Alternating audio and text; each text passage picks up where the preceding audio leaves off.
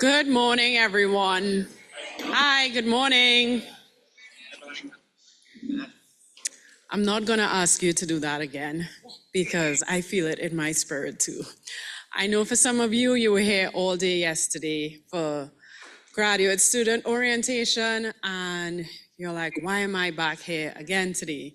But this is what it is. You are a graduate assistant, and we want to give you all the information that you need to be a great graduate assistant while you pursue your studies. So my name is Lynn Marie, and you would have received many emails and reminders from me. Many of you I feel like I'm your friend now. I want to hug you because we've exchanged so many emails. So I'm glad you made it here safely and sound. And today we are going to go over some very important things. So please pay attention, ask questions, and remember that we are here as your resource. If you don't know anything, if you don't understand something or you have a question, please ask and don't sit there thinking, oh my gosh, that's a stupid question. I was in your state a few years ago. I was a graduate assistant when I was at SPP, so I know how overwhelming all of this could be. So again, use me as your resource. I am now going to introduce our Associate Dean, Dr. Nina Harris, who some of you might know. Let's give Dr. Harris a...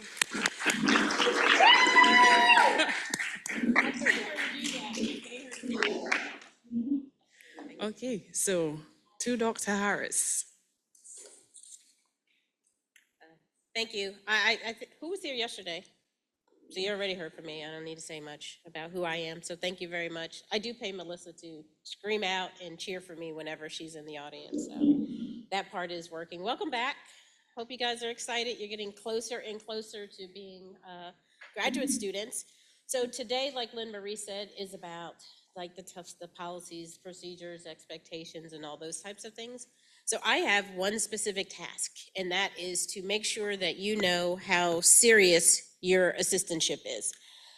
So I'd like to start out with saying, this is a job. And as long as you remember that it is an actual job, then things will go well. So years ago, we did do this orientation just for the GAs and TAs, aside from what we did yesterday. During COVID, we kind of stopped. And what we noticed is that we were having like a lot of issues with supervisors and their GAs, right? Like there was something missing.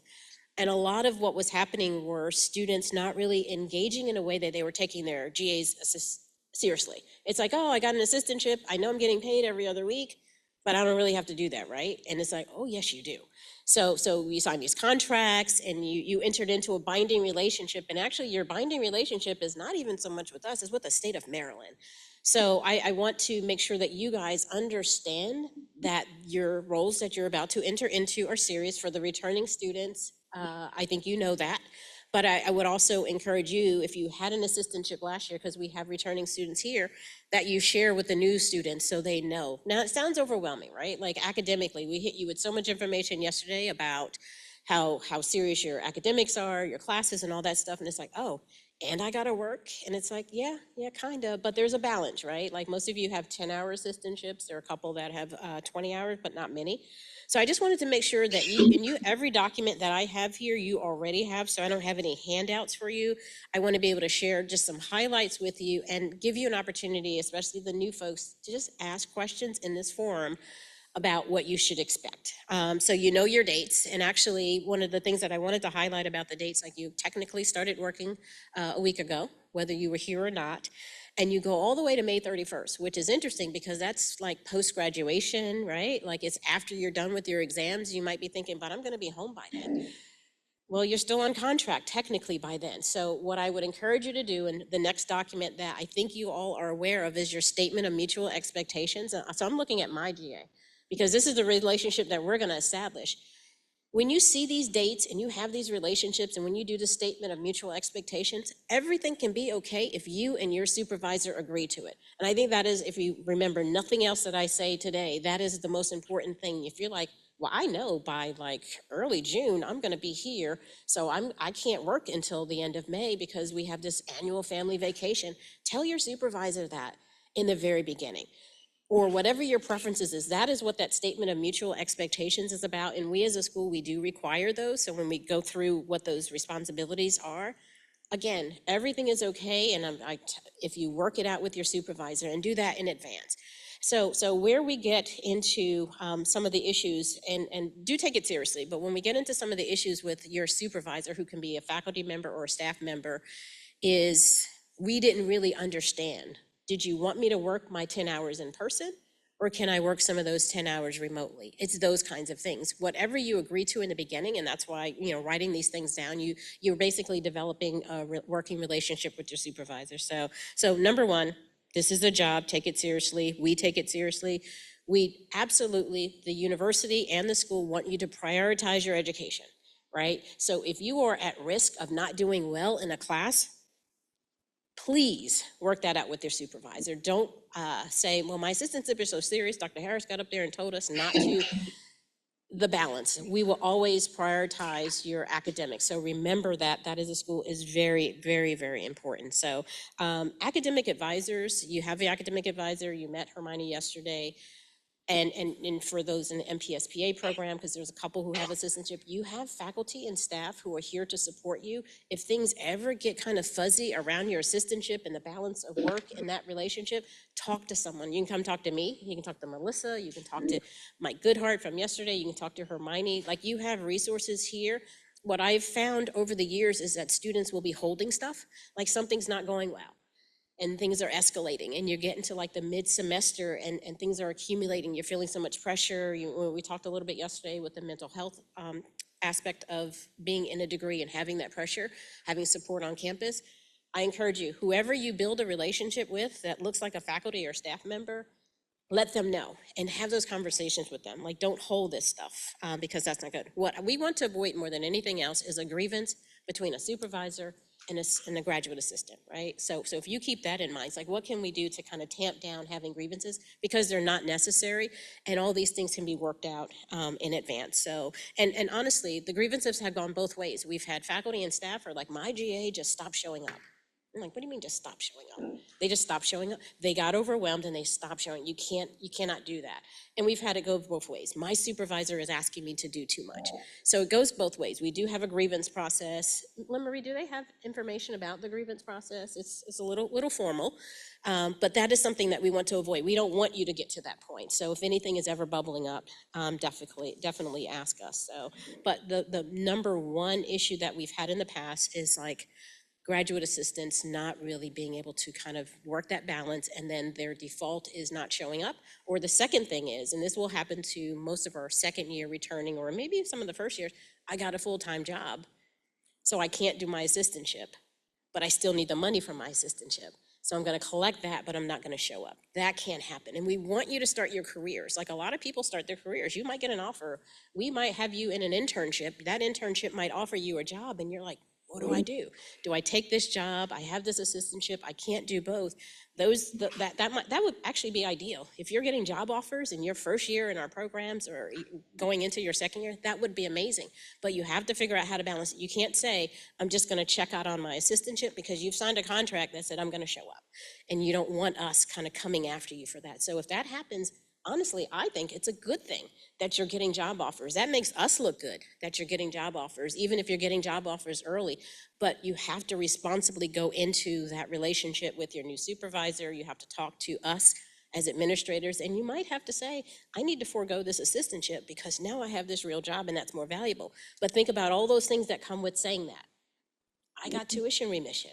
And that's where it gets iffy, because I can take this job and I can get this salary, but what happens to my benefits that go along with my assistantship, like my medical insurance and my tuition remission? Those things will go away if you give those up. So these are like, this is adulting to the max. You have to make those decisions. What you can't do is say, I'm gonna keep all these things. I'm gonna try to get my hustle on, and I'm still gonna take this full-time job because I wanna start my career.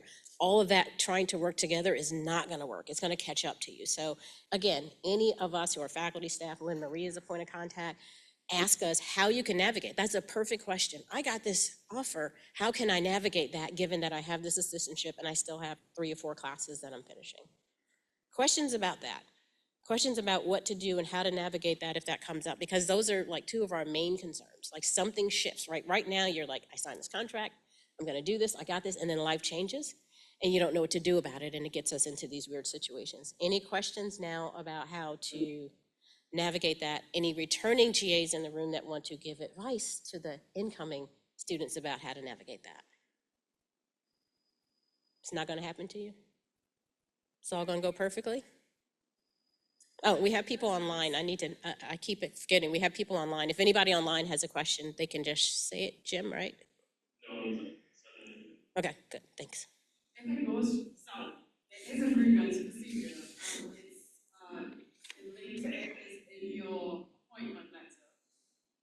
Lots of important information there, so keep it handy.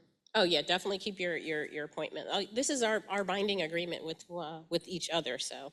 So another thing I want to point out, because I want you to be aware, especially for our, well, maybe even for our returning students, but especially for our first-year students, the end of the semesters get really, really busy. It's like no matter how good of a planner you are, what you're anticipating, once your finals start coming at you, you still have an obligation to work. And actually, if you are a TA, that's when your faculty needs you the most, because they're grading, right? Like they're doing all kinds of things. So they need you at the same time that you need to probably fall back a little bit because you need to focus on finishing your semester. So the ends of the semesters are really, really tough. Again, that is one of the things that you should talk about in the very beginning with your supervisor. How can we navigate this? Can I work an extra hour leading up to the end of the semester so I can fall back when I get to December or May? So you can have those conversations up front with your supervisor. Don't just by default fall back. And I actually have been back and forth with a lot of faculty. I'm like, of course they're gonna fall back. They're really busy now. Like this is their time. They have finals, they have all kinds of things, but I understand the faculty side, right? Like, so do we. We have expectations. Even for those of you who are serving as administrative assistants, our offices get really busy towards the end of the semester. So as our need increases, your need to pull back increases as well. So talk about that. Talk about preferences. It's like, is it okay that I do this? Because I know during this time of the semester, things are going to be very busy. Most of our faculty and staff are extremely reasonable. Extremely reasonable. So that can happen, but you have to engage in those conversations. If you're having trouble engaging in those conversations, use us to kind of help navigate that, okay? Any questions about your contract, that document that you signed that bound you to us? Yes, ma'am. How do you submit it to Workday? Your statement of mutual expectation? Lori's up next and she'll go over that piece of it. So just a couple highlights, because there are some issues where Workday is new to us. It's been driving us crazy since last year, November. So there's some technical things, but we'll do that. In worst case scenario, because the importance of the statement of mutual expectation isn't about handing it in through Workday, it's about you and your supervisor doing it, because that's what binds it. And even if we have to find, like, Workday is new to us, so even if we have to find an old-fashioned way to get these submitted, as long as you do them, that's the important piece, and we'll figure out the technical piece when we need to, so we'll do that. All right, so a couple of things about the statement of mutual expectation, and then I will yield the floor. Again, I want to be clear, it's not a formal contract.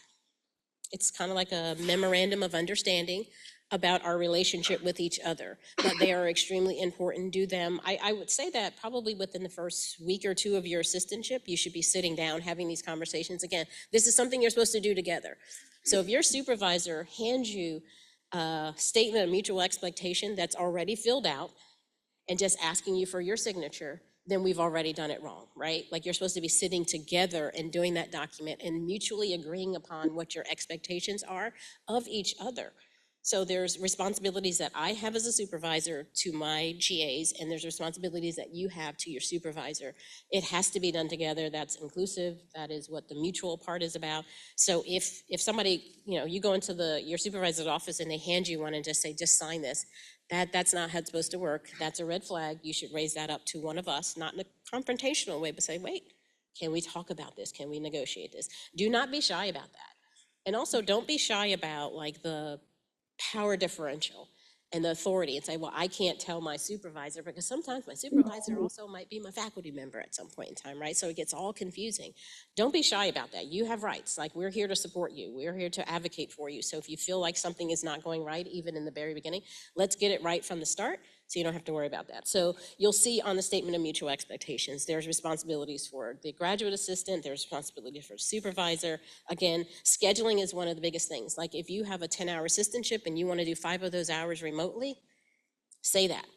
If you think that you're going to do all your hours in person in the beginning because you're all like a people person and you want to be around people and you want to be in these offices and engaged, that's fine. If it changes mid-semester, revisit your statement of mutual expectation and say, it's not really working for me because my class schedule is not really bringing me to campus twice a week, so I need to fall back. Can I do something remotely? And then you modify your statement of mutual expectation. That is fine. You can't know everything right now, like for some of you, this is very new, and for those of you who are returning, something new might happen in your life. Again, revisit the statement of mutual expectation, but scheduling is definitely a big part of it too. There are some of you who are teaching assistants. There's all kinds of policies that govern how we behave, how we interact with students. From teaching, you'll get more and more information. We have mandatory training from the Teaching and Learning Transformation Center. Those things are very important. So if you are a first-time TA, definitely learn all the policies and procedures and best practices about interacting and engaging with students. That is critically important because those things are kind of governed by the state as well. What else? What do you want to know about your working relationship with your supervisor? Got it all?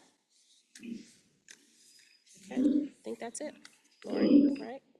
No hands, right? Any advice from the returning students? I see a few returning students. Any advice you would give to new TAs and GAs? Did it go well for you? Do I have to call you out by name? Because you know I know you. Oh, no. Melissa has some advice. I highly suggest that you share with your supervisor where you think you have gaps in your resume and experience. Depending on whether you're an A, TA, you might have opportunities to gain experience in those areas. So if you don't feel like you're a really confident writer, maybe talk to your supervisor and say, are there any projects where I can, help you draft something? Or maybe I can do the first draft of something and you can take it editor. Or if you want to gain some experience in spreadsheets or data analytics, share that with your supervisor as well. It really should be a mutually beneficial relationship. So don't be shy about that. You won't know as your supervisor unless you share that with us. Okay? So you want to make sure that you're assisting your supervisor on what needs to get done, but also that this job, this opportunity, is something that you can write on your resume, confidently talk about as a professional. And final thing that did you have something like that? Also, I want to state that your supervisor is actually supposed to serve a recommendation.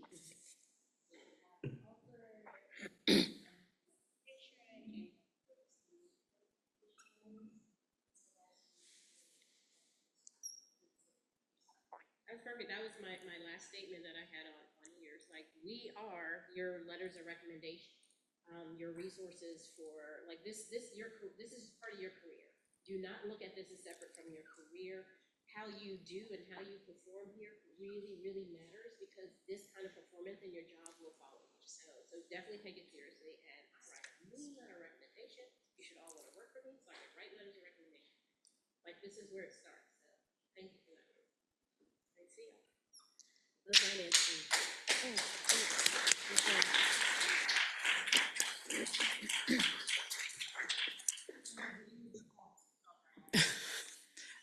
Before I pass it along to Lori, we had a comment online saying parking sucks on game days. Parking, I think, generally sucks. So get ready to walk a lot. I wear sneakers every day now, sneakers with a dress. Like, I never thought 5 years ago that would be me, but here I am. There's a lot of walking, so be comfortable. Also, for my first time teaching assistants, I was a first time TA when I started first semester. It can feel overwhelming, but you just need to ride that wave. If you remember anything I say today, ride that wave, it gets better. You find your groove and it will be great. Use your resources. Lori, the floor is yours. Hi, everybody. I'm Lori Gainey, and I'm the HR and payroll person that we've been emailing back and forth. I have Surreal, who's here to help me as well, and Melody, and they're going to be able to answer questions just like I am. You've also received emails from Julia, and she's not here today, so I've asked them to stand in and help me. So I'm here to go over some payroll questions, benefit questions, what else? But I want to, Nina brought up the statement of mutual expectations, and what I want to say about that, because I've received emails from a lot of people that they're not able to upload their statement, and I haven't figured out how to do it either. And I'm getting the tasks in my inbox, and I don't have a graduate assistant, but I'm getting them, and I try to like see how to do it, and I can't do it. So I was thinking it was just the people that I had heard from were the returners. So I was like, oh, okay. The new GAs won't have a problem, but they're also, you're not able to upload them. So what Nina said, I reiterate, just it's a piece of paper. Sign it with your supervisor, give it to your supervisor, and I will send out an email at some point. I'll collect those papers.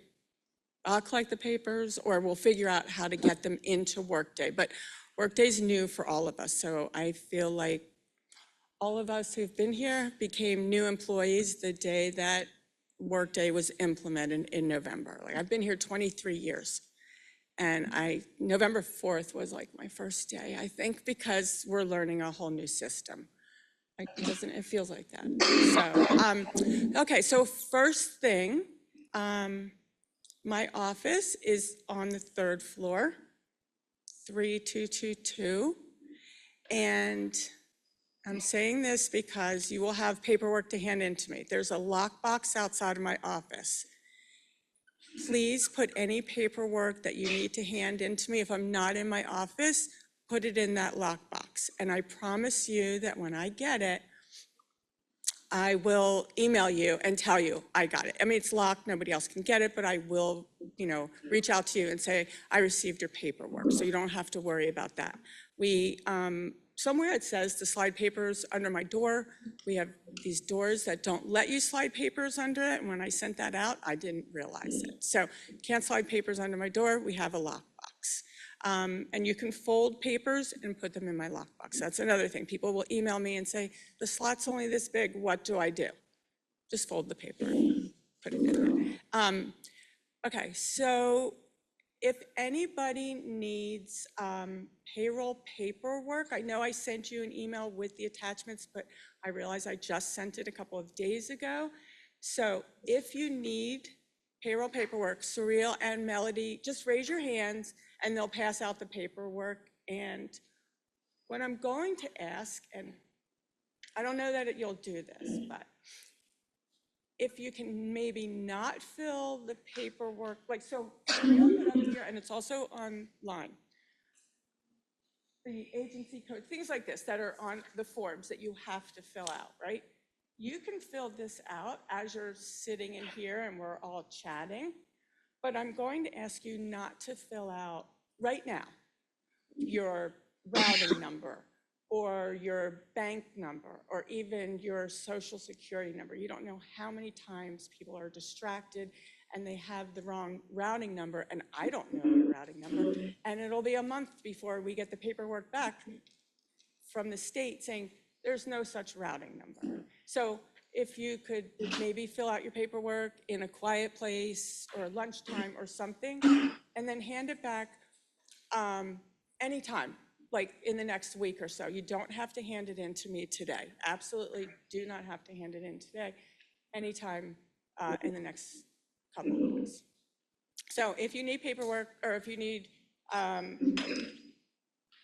the federal or a Maryland or a DC tax forms, just raise your hands and they'll bring them by. Surreal's going to go over the direct deposit form because that is not a form that we hand out. She's just really good at this. That's not a form that we hand out because you have to do it online. Okay, so here you go. All I have to say is for the direct deposit form, you have to type it out. I repeat, when you get the direct deposit form, don't write anything except your signature. So when you complete it, if it is in that quiet place or in here, you have to type every single thing out except your signature. You can type everything, and if you write in the date, they'll probably send it back to us. So just keep that in mind. So if you need help filling that out and you have it on your phone or your laptop and you want us to make sure it's all good, we can do that. But we ask, do not write anything on that direct deposit form except your signature, and it must be in black ink. There's a spot on the direct deposit form that it would have, like, let's say this payroll system and really, they will return it if just the is Handwritten. check marked or whatever. Is it check Written, mark or yeah, written? I don't know. I don't remember, but in any case, even a check mark that's written with a pen, they'll return it. So, and it takes a while for them to return it. So, about direct deposit, it takes a while. And anybody in here who's a returner who has direct deposit knows that it took a while for them to get direct deposit. So the state of Maryland is who does this. So think about this. Any state of Maryland employee, any state of Maryland employee, their paperwork, it doesn't matter if it's us, it's landscapers outside, it's somebody who works for Montgomery County, Prince George's County, their paperwork goes up to Annapolis to someone's desk. And I don't know what happens after that. So it could sit there for a while. But what the positive about that is you will always get paid. Just because you don't have direct deposit doesn't mean you're not getting paid. You'll get a paper check. And every other Friday when we get paid, you'll get an email from me first thing in the morning. Hey, you have a paper check to pick up. And it'll have instructions where to pick that paper check up in this building. So when it's a Friday payday, like a month or so from now, and you don't get that email, check your bank account, because that means you probably got the direct deposit.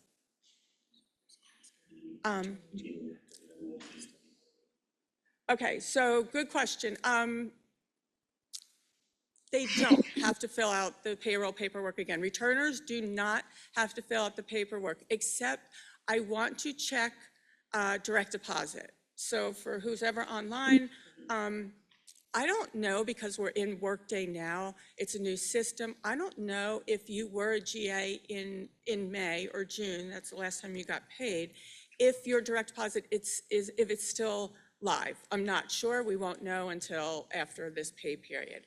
So great question, and as soon as I know, I will let the returners know. Also, if you have paperwork with you, if you don't mind passing it to maybe the end of the rows, and Melody or Cyril can pick that up to your left. To your left. So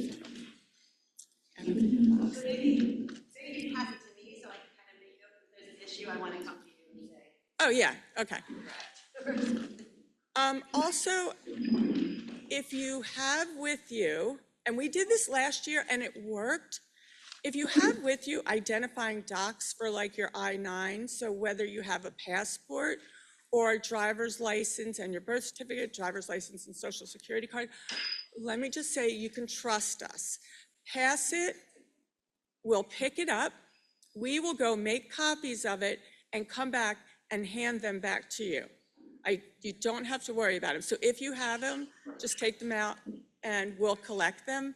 That way you don't have to come back and forth to my office. But, okay, question, yeah.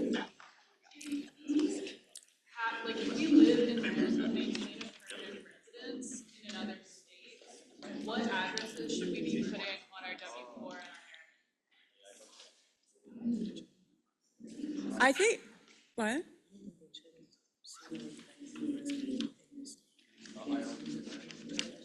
Well, the only thing I worry about if you use your address back home, let's just say, is also like,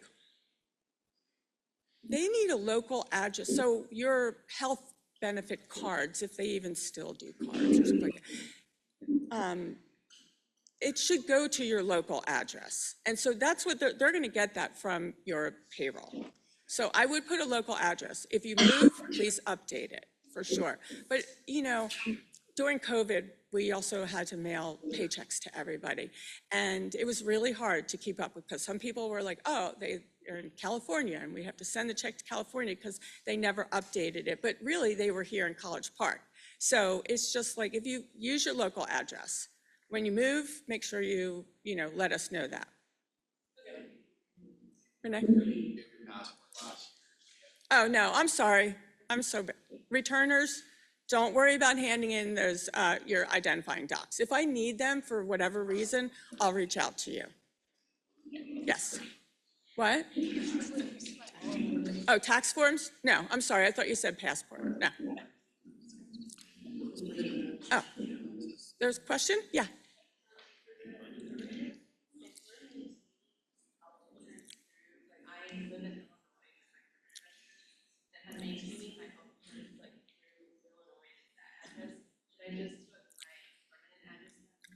I would always put your local address. If they need to get in touch with you, it's easier here. I just thought of something. The what?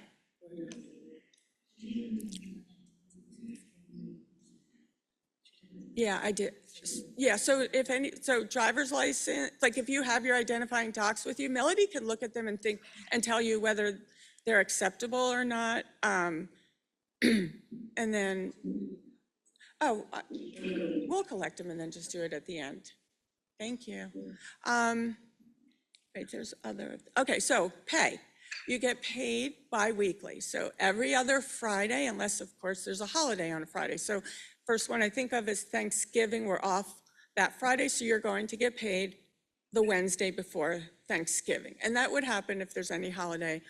On a Friday, you're going to get paid the day before. So you will always get paid your bi-weekly. So if you don't show up for work for a week because you've been sick, I mean, obviously you've told your supervisor, right? You're always going to get that bi-weekly pay, which is different than a lot of you might get hourly appointments as well. An hourly appointment, you have to use a timesheet. You get paid for the hours you worked. There are no timesheets for graduate assistantships, none.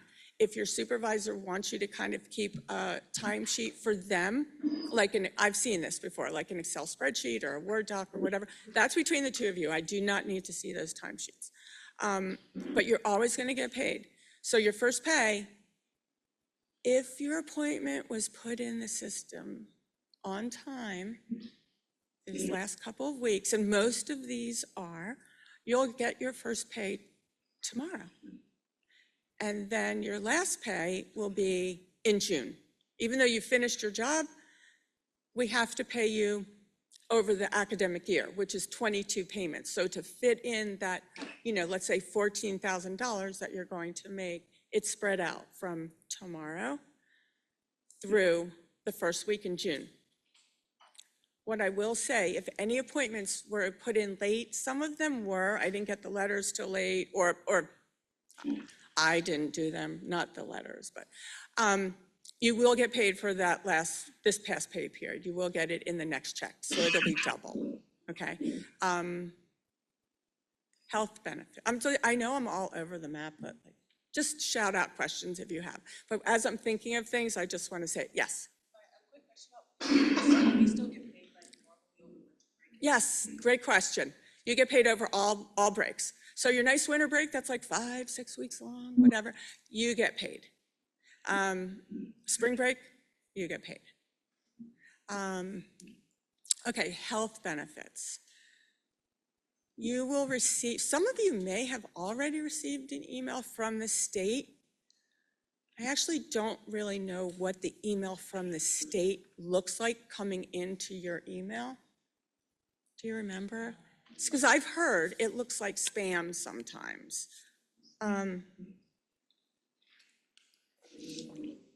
Yeah, I was trying to think if there's nothing here. Okay, so you'll get the email. Click on the email and do what they ask you to do right away. Even if you are not ready to choose your health care right then, right? Just click in because it gives you like a login.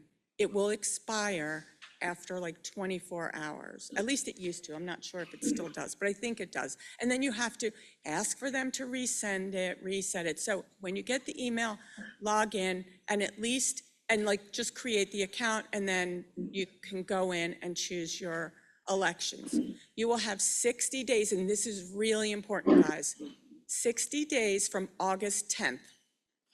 Because that's typically for the payroll system, that's when your appointment starts.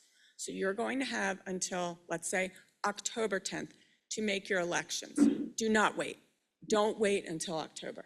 What do you mean by making elections? So it's going to give you, so making your elections is, it'll take you to the website that shows you, I think we have about 5 options for healthcare. You know, like Blue Cross Blue Shield, Aetna, United Health. Look at all of the information. They'll have the pricing. It's a very good deal. The health insurance that they offer the graduate assistants is the same health insurance that we have, that full-time employees have.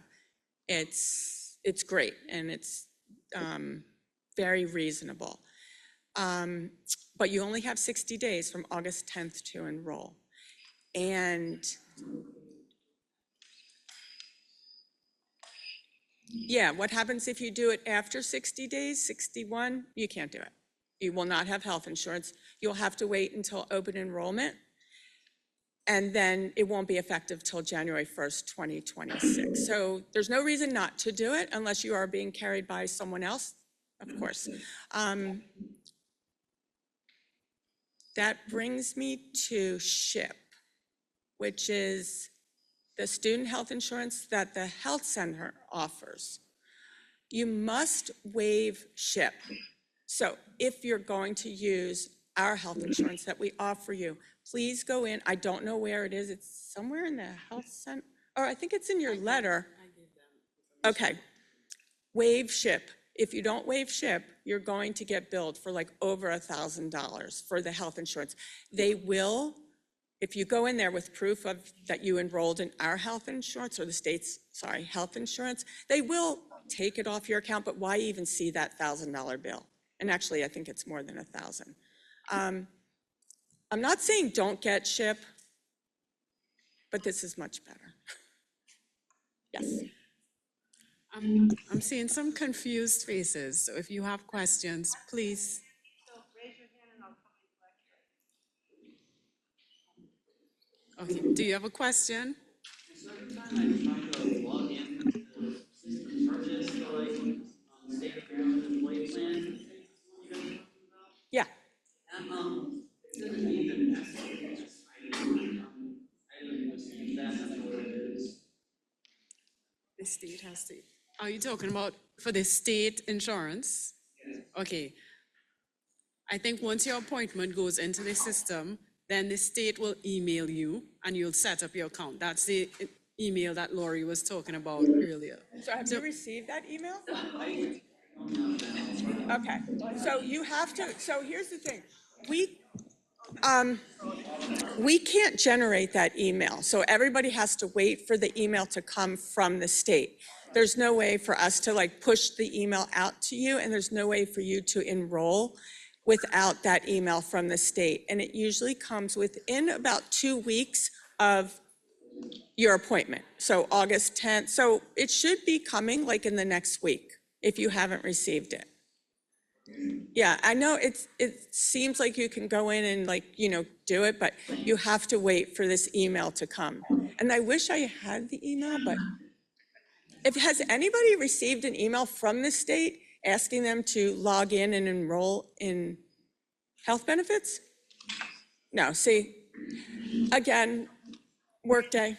It's going to be, I think if you, and let me just say that if you don't receive the email from the state by August 31st, which is next week, I'd say no. Let's wait until after Labor Day. So like the first week in September, if you don't have that email, can you please email me? And it's not that I can push it out, but I can maybe put a ticket in for you to see. New hires will receive email. Okay, so you see on the screen, when can I enroll? So there you go, that's the email, that's what it looks like. And it's in the brief that I sent. It's one of the links under the health insurance section. I know this is overwhelming. You can ask questions, you can email, but just have an idea of some of the things that we're talking about right now, that you have to waive out of the Student health insurance. student health insurance if you want to be on state health insurance. If you have questions, you can ask us. I'm seeing so many confused faces. Don't worry. Question? It's the first line? Can you speak up a bit, or do you need a microphone? Oh, no, if you were a TA last year and you were already enrolled in the health benefit. You're fine. Okay, and then you wait till like open enrollment if you want to make changes. Yes. And then also, how long will it last, like, after? Okay, great question. Like October, or is it stopping? No, so when your appointment, so if you're a first year GA now, and you know I don't know how it works for like next year, meaning if you're a GA now and your appointment goes through June, in the payroll system, your appointment goes through June like 10th or something. You will have insurance through June 30th, okay, through the last day of the month. However, but it's too early kind of to like get in the nuts, the nitty gritty about this. If you're a GA now and you have an appointment, a GA appointment in the fall of 2026, your health insurance will carry through the summer, okay? It's too early to know that now, but if you're in your second year and you're graduating, your health insurance will go until June 30th. It's always going to be the last day of the month that your termination date is in. So if you're a GA only for the fall, you actually end your appointment in January, even though you're not really here in January. Your insurance will go, because I know some of you only have fall appointments. Your insurance will go until January 31st. Okay? Surreal, what was you?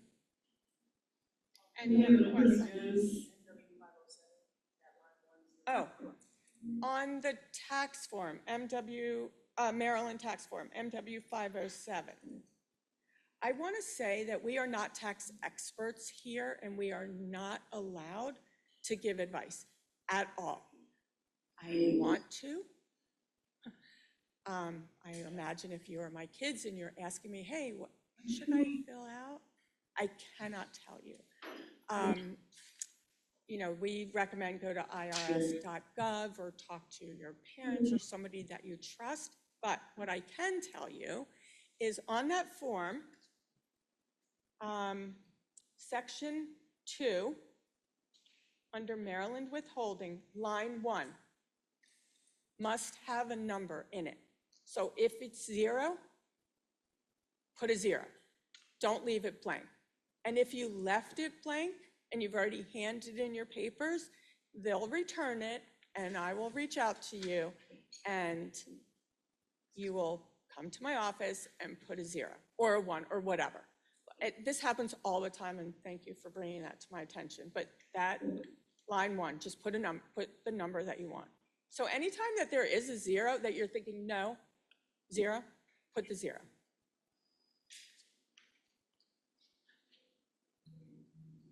So if you claim 0, they will take, you won't, I like this, it's like they won't. They'll take out the full amount each pay period that they can. So you probably, I don't know everybody's situation, but you probably wouldn't owe any money at the end of the year, taxes, right? The higher number that you do put, they take out less each pay period, and so you may end up either owing money, probably not, but you could, or your refund would be less. Okay? So, yeah, question?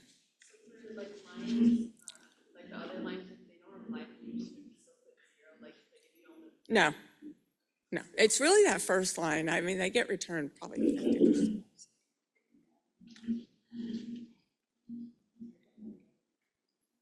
What? You could, go ahead. While we cannot give you tax advice, what I have told people is, if I owned a dog, I'd probably put a 1. If I didn't own a dog, I'd put a 0. Because you can think of it as you are essentially claiming dependence. We are not advisors, but I maybe wouldn't advise you to put anything over a 1. Does that make sense? While we're on the subject of taxes, at the business school here on campus, when it's time to file your taxes, there's a free service for students where someone will sit with you and help you file your taxes. I used it as a student. I got my tax return, which was really a nice figure. So there is that service on campus for you if you need help filing your tax returns. And they have that for international students as well. So definitely, please take advantage of that. There was a question.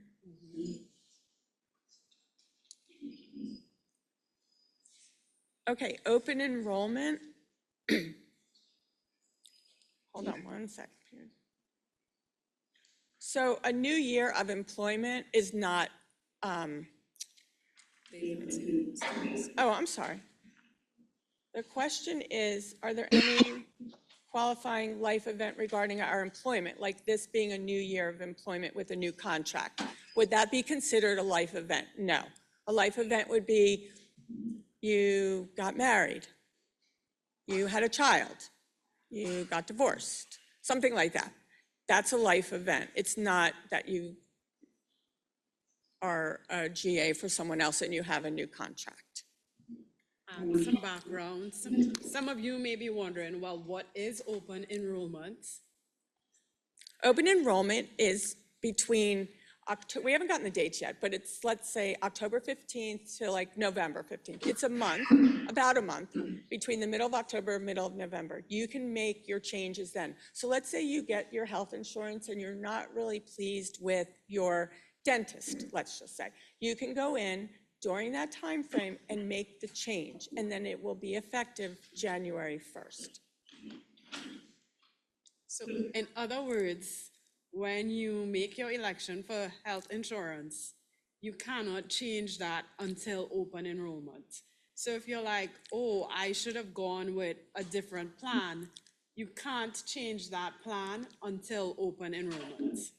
Again, this might make no sense to some of you right now, but when the time comes, you're going to remember something that I'm saying here, and it's going to click, and you're going to ask a question, hopefully to Lori or I. One more thing, because people do it all the time.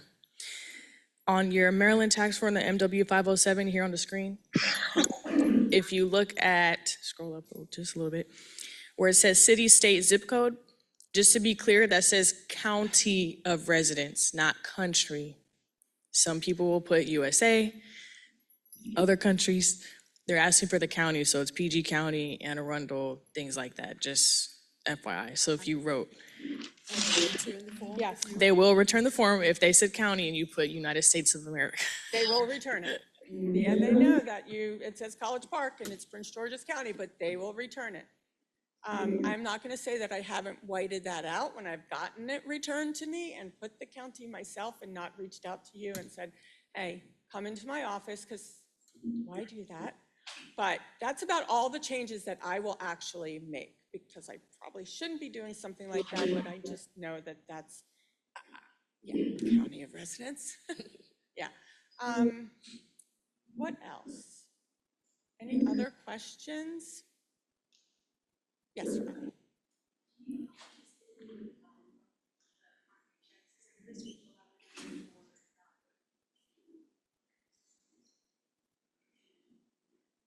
What's withheld?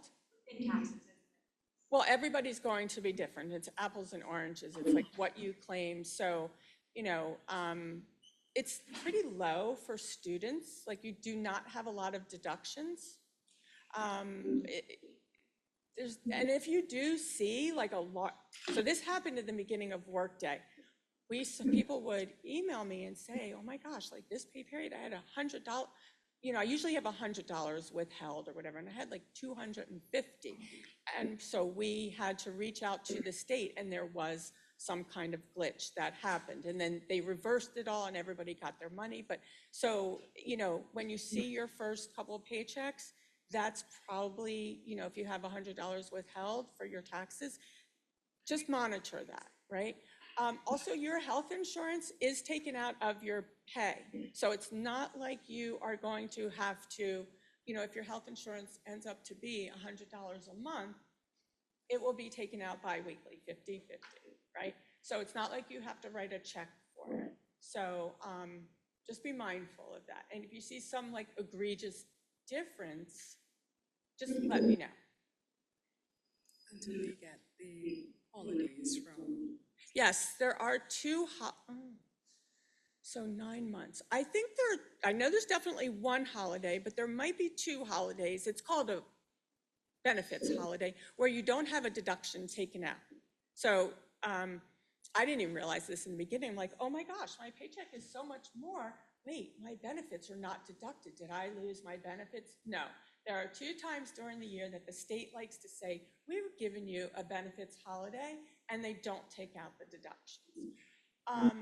If I remember, I will go to my office, find those dates, and then email them to you, you know, just so you can be on the lookout. It's usually around winter break and then again in the spring. So that means you get more money. Yeah, then you get more money, and you still have your benefits. I did want to mention tuition remission, like Nina had said. Tuition remission, I heard, has just been starting to hit. So I know your bills probably look kind of daunting, but the tuition, as long as you have a graduate assistantship in the system and approved, your tuition remission will happen. I promise you that. If you owe other money, you know, parking or fees, whatever, pay that. Just don't pay the tuition part. If you still see it, don't pay it yet. Nobody says this to graduate assistants, but you all have a grace period. They all know that, like, I'm trying to put your appointments in the system.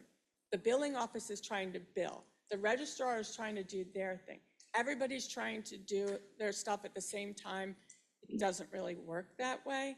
So your tuition remission will hit, and you know, but if you owe other money, I can't help with that. Pay that. If you get a late fee, if you have a late fee, but you owe other money, I can't help with that late fee. But if you have a late fee and it's just your tuition, we might be able to help with that late fee. So reach out to me if that's the case. I saw a question. Maybe not. Question. Oh, sorry. Is there, on workday, is there a place where there are itemized paychecks to see like our tax? Yes, it's under your profile. My most recent. So on Workday, if you want to see your payslip, you have to search for my most recent payslip. Yes. And then you'll see your paid slip with all the details about what was taken out, what you're taking home, etc.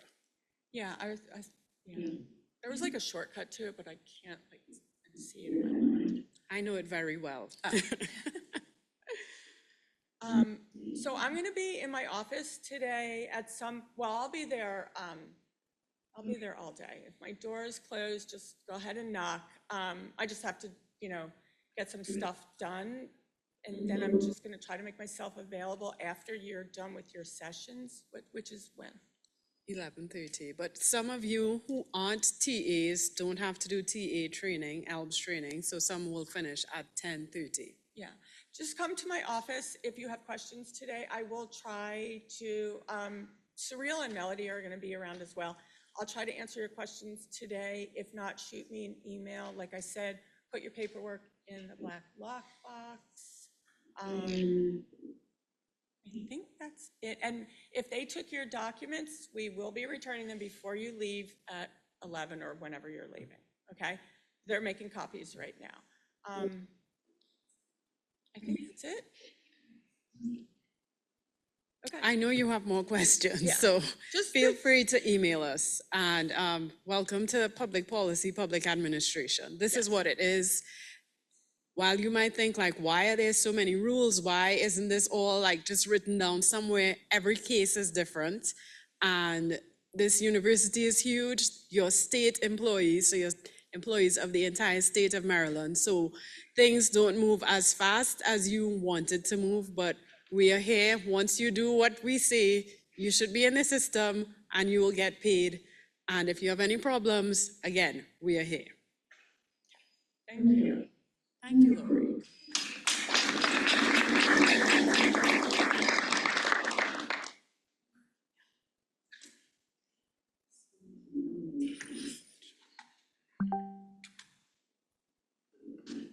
Hi, good morning. So we are now moving into Title IX training, and we're just making a switch to the slides. Any questions?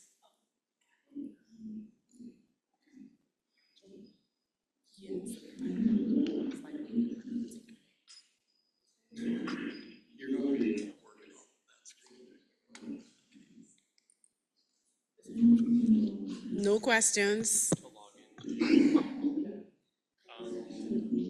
Is anybody afraid? Confused? Nina Harris, you're afraid? Then I should be afraid too.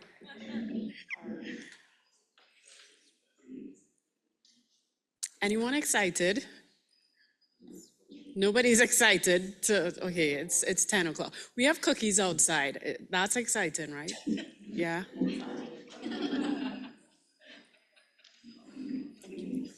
Okay, it seems like we have some technical difficulties.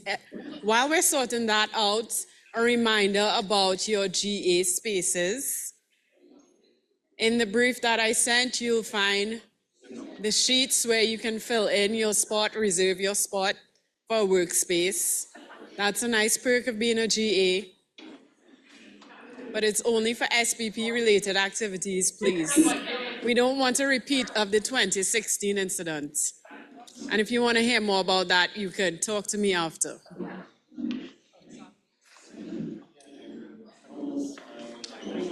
Okay, it seems like it's time for a cookie break while we figure this out. So please, 2 minutes, cookie break, and be back inside for our next training.